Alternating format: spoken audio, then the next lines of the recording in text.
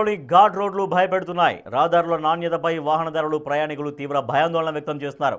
ముఖ్యంగా జీకే వీధి మండలం రంపుల ఘాట్ రహదారి నిర్మాణంలో నాణ్యతా ప్రమాణాలు పాటించకపోవడం వల్ల రోడ్లు బీటలు వారాయి. పలుచోట్ల రోడ్లు విరిగిపోతున్నాయని ఆరోపణలు వెల్లువెత్తుతున్నాయి. దీంతో ప్రయాణం అంటేనే భయపడే పరిస్థితి ఏర్పడింది.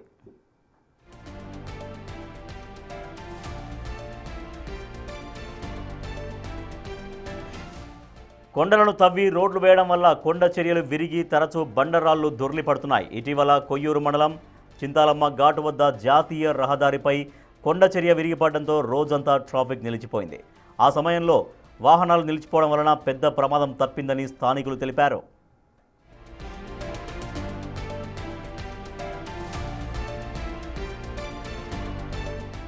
అధికారులు తక్షణమే స్పందించి ప్రమాదకర ప్రాంతాల్లో పటిష్టమైన చర్యలు చేపట్టాలని పలువురు డిమాండ్ చేస్తూ ఉన్నారు.